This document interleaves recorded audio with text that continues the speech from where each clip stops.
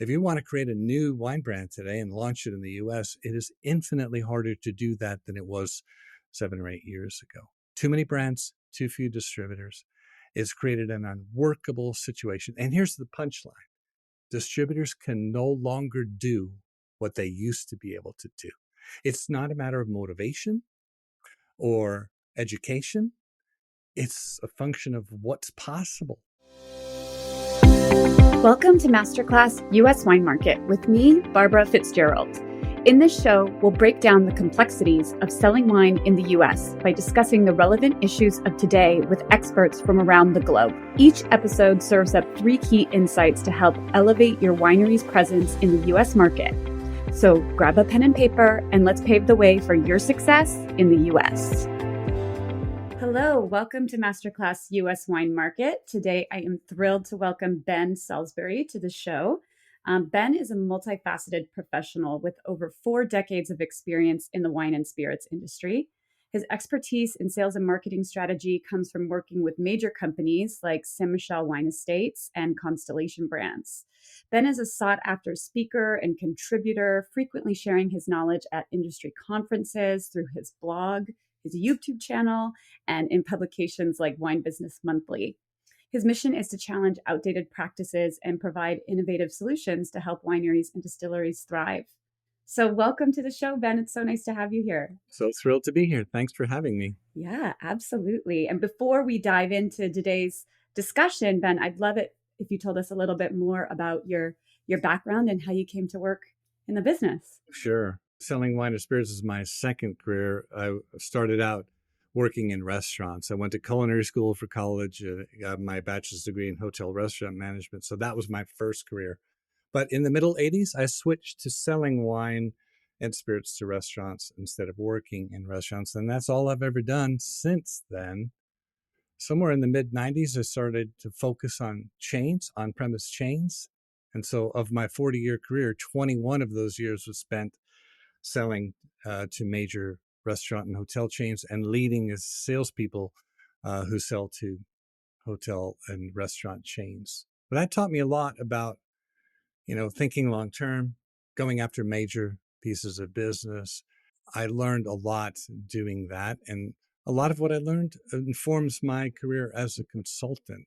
So 10 years ago, just over 10 years ago, May, having done really well on Constellation stock, I picked up the phone and said, I won't be coming in ever again.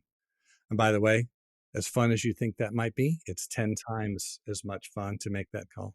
So for the last 10 years, I've been doing what I want to do, the way I want to do it, which is helping small brands box above their weight class, take a bite out of the much bigger brands' market share. I love helping startups, small brands, small family brands, and I have clients all over the world. So it's been a fun journey. I really love what I do. People ask me, well, when are you going to retire? I'm not the retiring kind. I think I love what I do, so I'm just going to keep doing it. I might work less someday, but right now I'm having a good time. That's fantastic. Keep it going. You're good at it. So why slow down now? Right.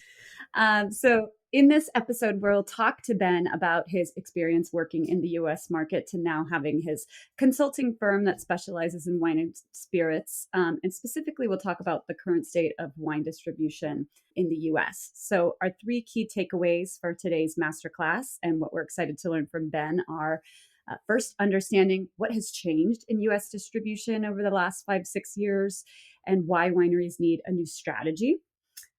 Understanding how the burden of growing sales and distribution has shifted back to the winery. And then lastly, best practices for developing a new distribution playbook.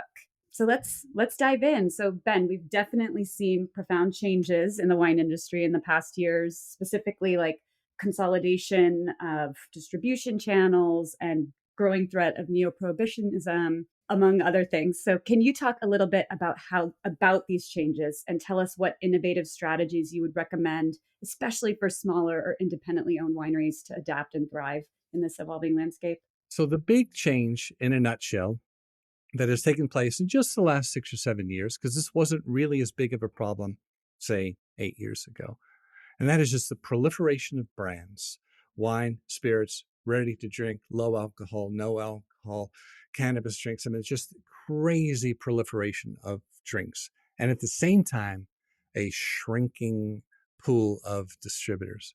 It's so dramatic.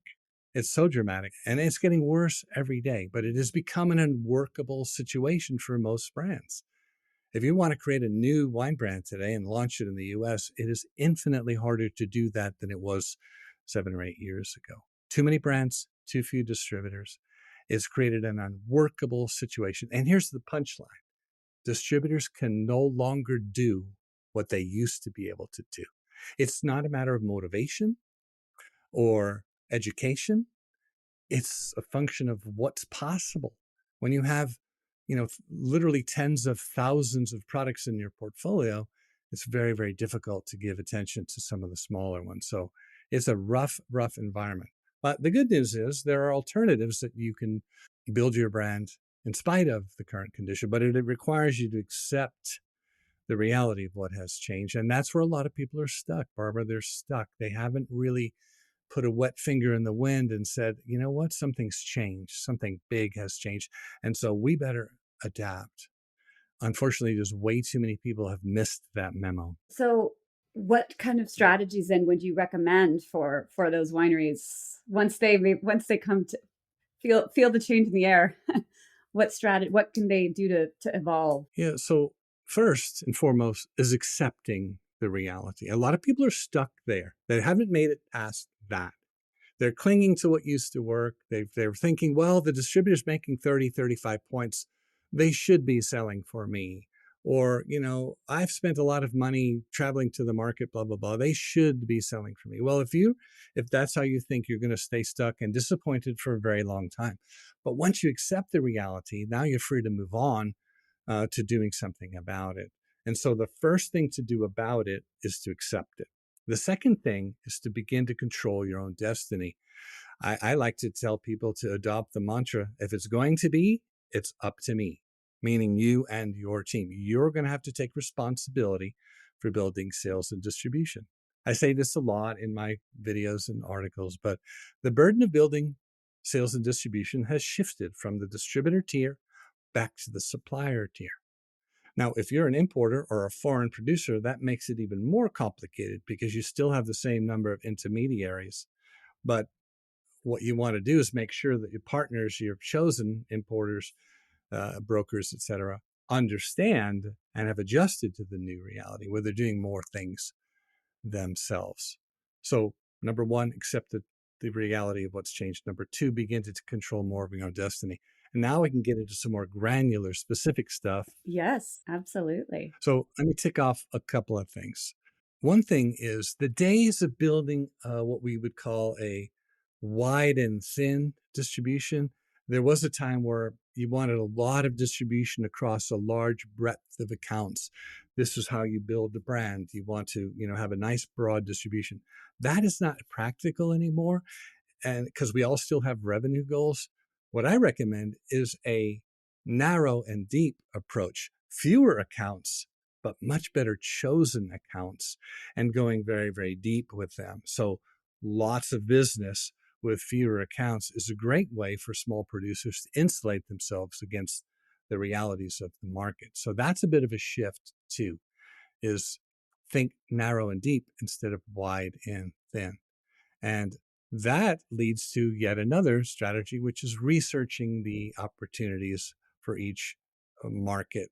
Who are the 20% of the accounts that are driving 80% of the business? The 80-20 rule is real.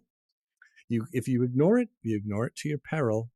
So it requires a lot more data and research and forethought. And most people just aren't really used to doing that themselves. They're like, well, that's what I have a distributor for. That's what I have an importer for. It's their job to find the best customers. So if you're a small producer, let's say if you're in Italy, you're making great Chianti, you want to have success in the world's largest wine market, you've got to have conversations with your importer and ask questions like, to what extent are you relying on distributors to sell for you? And what extent are you using your own relationships in the market to make sales? To what extent are you walking away from a wide and thin strategy and embracing a narrow and deep. That's the kind of conversation I would be having if I was an Italian wine producer talking to my importer Yeah. and distributors. I think it's interesting. My day job is I do a lot of consulting for direct to consumer business in wineries, and it's almost like taking those sensibilities of the direct to consumer model and applying it to distribution. Absolutely. There's so much we can learn in the three-tier world from the DTC world. A lot of these disciplines using scalable digital strategies, Right. those can be done in the trade context too, but it's very foreign for a lot of people. A couple other really interesting, a couple of the interesting things we're throwing into the hopper here is if I was a producer in Italy, I would want a clear line of sight as to who's using my products. And by who, I mean which accounts, which on-premise accounts, which off-premise accounts. I would want to know exactly where my products were being sold. And even beyond that, I would want access to my consumers through email. That's why I'm such a big fan of collecting first party data. A lot of people spend time and money building their social following. That's very important. It's not without value. But if you're going to put time and energy into building an audience, make sure it's first party data, and that is an email address. Now, this is all opens up a whole new sidebar about how to use email marketing in a modern way, and we won't have time to dive into that today. Yeah, a different masterclass. Yeah, email marketing is not about newsletters and sending out promo blasts. It's about building relationships at scale. It can be done for the trade and it can be done for consumers. So if I was an Italian wine producer, I would want to know who my retail partners are. I'd want to know their names. I'd want to have them on my trade only email list. I would want to communicate with them minimum once a month. It's kind of like bypassing the middleman, sort of, but it comes under the heading of controlling more of your own destiny, that with that first party data. So what you're saying, the summary is the responsibility is really shifting to brand owners, the responsibility for sales and distribution. So given that, how can a wine, again, maybe a small independently owned winery really effectively manage this transition and ensure they maintain strong, because they still need the relationship with their distributor? The nature of that relationship has changed. What you expect from your distributor has changed. So let's get really tactical for a minute. Let's stick with the analogy of being an Italian producer. I would make sure that my website had the red carpet rolled out for trade buyers. I want a trade section of my website. I want it really plain how to join my trade only email list.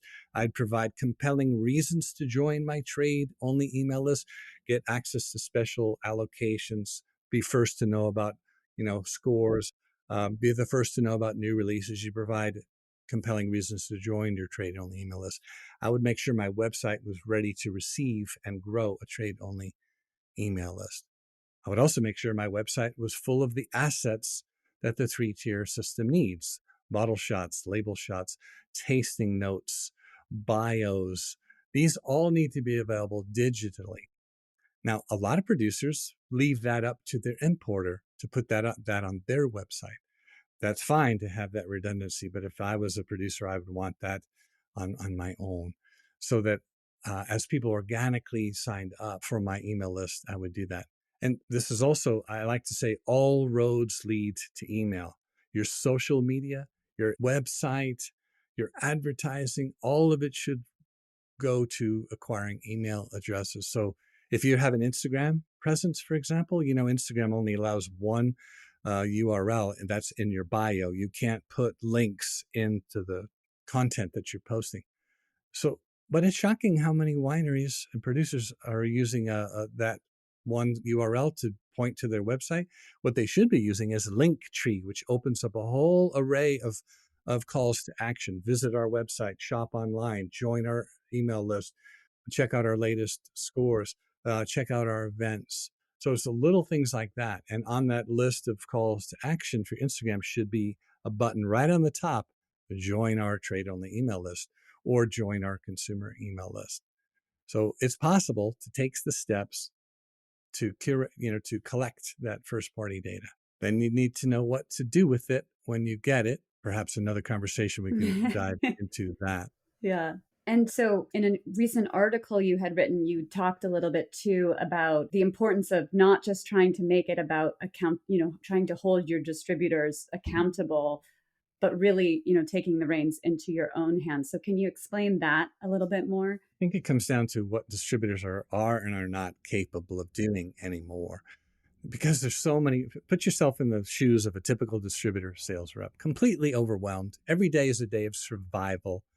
There's not a lot of planning or, prioritizing. It's just survive the day. That's what it's like.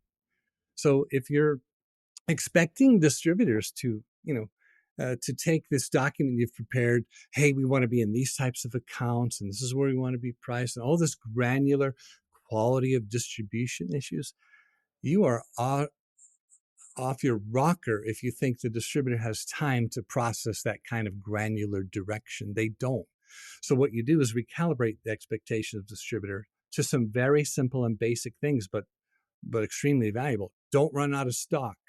And if you're a foreign producer, you want 45 days inventory on the floor. The way you tell if it's 45 is you must know the daily rate of sale so that you can participate in that number of what should be on the floor. So holding inventory, pricing it appropriately so that the accounts, whether off-premise or on-premise, are receiving the goods at the right price. You have to have an active role in that and monitor that. So not a lot of expectations about them going out and building distribution. In fact, I would be so bold as to say, and I've said it many times in my articles and videos, if any part of your business plan relies on a distributor to sell something for you, you're going to be very disappointed. Now, that sounds really harsh and unrealistic, but that is the reality. And so if you accept it, now you can begin to make the moves that you need to so that you can be successful despite that dilemma. It's really hard because it's not fun, and it means a lot of extra work for producers, in most cases extra resources for training and the digital tools that you need. But it's the alternative is not attractive. The alternative is if you get lost in a distributor's book, if you're small. And I could tell you story after story after story of conversations I have with importers, distributors, producers, brand owners around the world. Their business is going like this because they haven't made this adjustment. They continue to just be disappointed in what the distributor can do. They never stop to think, well, maybe they can't do more. Maybe we should start taking more control of our own destiny. I'm not saying this is easy. It's not easy to accept. It's not easy to do. So let's talk about, let's imagine we're a small producer. I mean, definitely a small producer in Italy, but even a small producer here in the US, maybe we don't have the resources to bring on like in-market sales reps, but we can see, digital communications are becoming the norm. So what are some scalable strategies a wine brand can prioritize to maintain this kind of customer engagement and drive growth from a distance? Yeah, what a great question. I love that. Well, a couple of things come to mind. Again, email is the way that you're going to communicate with people, but not with newsletters and promo blasts. Modern email is about personalization, automation, and segmentation. So here's a good example of this. If a trade buyer visits your website and they find their way to the trade section and they see a little pop-up that says, join our trade-only email list. When they join the trade-only email list, that's the beginning of a very intimate journey that can be automated. They fill out the form and join the list. They immediately get a confirmation email with a few very light calls to action, like follow us on Instagram or visit our website. Nothing salesy. 3 days later, they get another automated email, just pulling them a little bit deeper into the relationship, talking about the history of the company and the family that started it and how many generations. Just something very interesting, very short, no pictures, not newsletter. 3 days later, they get a third email, bringing them a little bit deeper. This time is about the portfolio and why we make the wines we make and our philosophy, blah, blah, blah. Maybe the fourth, and then 3 days later, a fourth email. Maybe this is about their commitment to sustainability and, any number of topics. It's a non-sales communication that builds rapport and trust. Any winery, regardless of how small they are, how small their budget is, can do this. It costs almost nothing to set up an automated nurture sequence for new subscribers. So that's the minimum viable way to leverage this technology. But if you really want to pour gas on the fire and you really want to accelerate your list growth, this is when you can get into digital lead generation. Some of it's organic, a lot of it is paid, and it doesn't cost a lot. And the most common way to do this is a lead magnet. Something of value, give away something of value, a digital asset, a guide, a checklist, a how to, something that makes the user's life better.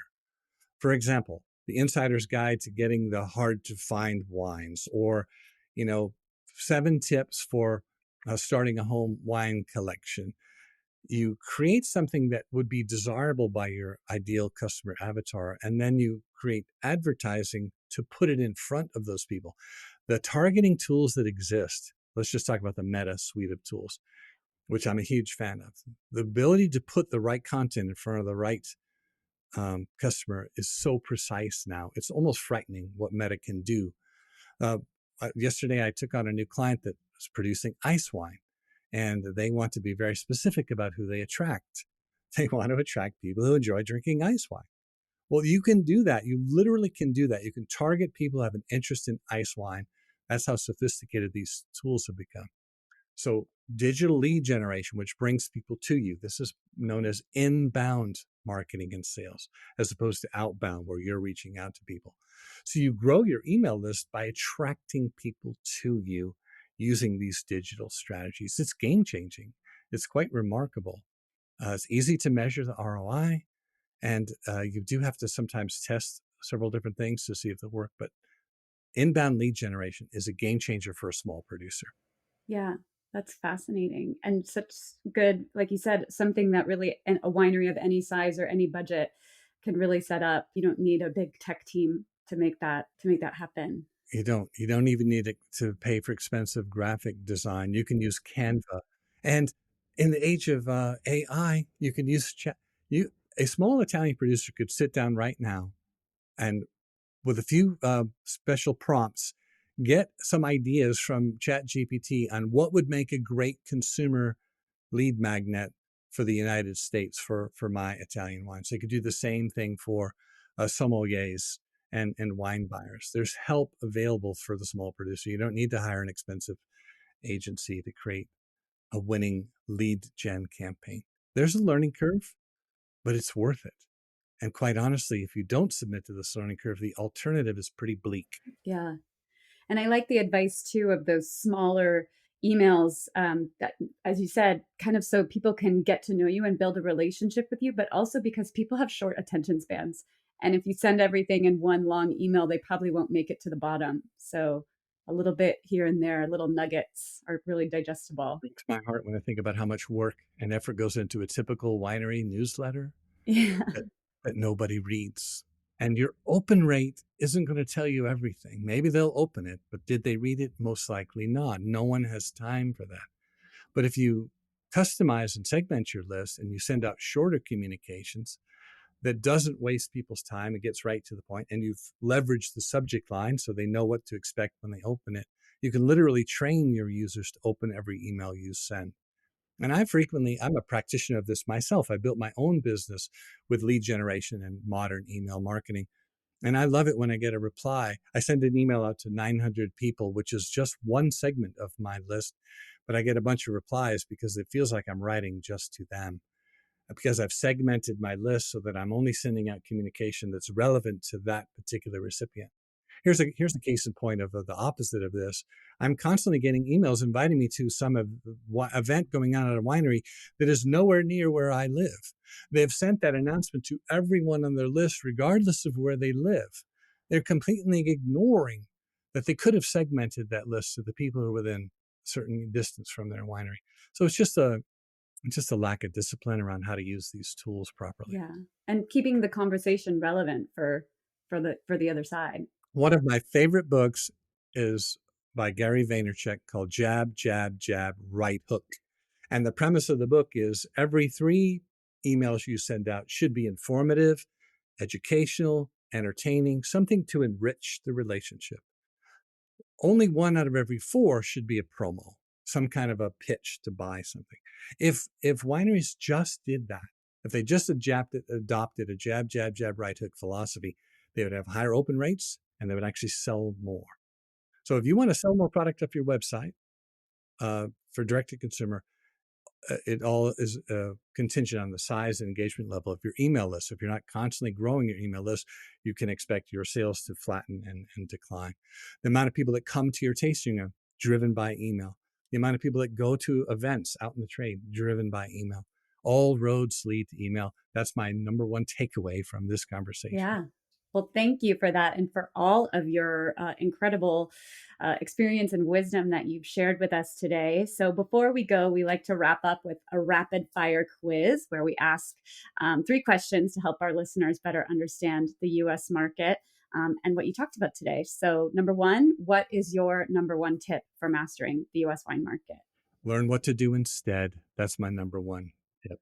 It's a reality that you must accept. But the minute you do, you can begin to do something about it. Those days are gone. And what is something you would have told your younger professional self about selling wine in the U.S.? I love this question because when I was younger and I was first learning to sell, I thought selling was about persuasion. I thought selling was about the features and benefits of the product. That if I could just convince you how wonderfully delicious this product is, you would buy it. I thought it was about presentations and overcoming objections. That's what I thought selling was because I didn't know any better. Fast forward to today, I know exactly what selling is about, and it has very little to do with the product, ironically. It's about the sale should be a byproduct of a much larger relationship, a business relationship built on dependability and service and trust. So if I could go back and do it over, I would have not made my selling approach be about the product. It would be about the customer. And instead of doing most of the talking about the features and benefits of my product, I would be asking a lot of questions like, how are your wine sales? What kind of inventory do you have? How often do you turn your inventory? Let's take a look at your list together and eliminate redundancies and see if we can accelerate sales while lowering your inventory and cash costs and improving your cash flow. That's how I would sell back then. That's because that's how we sell now. That's great advice. Okay, number 3, what is your favorite travel hack when doing market work? Well, I don't like to travel. And the reason is I traveled 40 times a year for 17 years. So it takes a lot to travel. So you just mean my tips when traveling? Like that sort of thing? Yeah.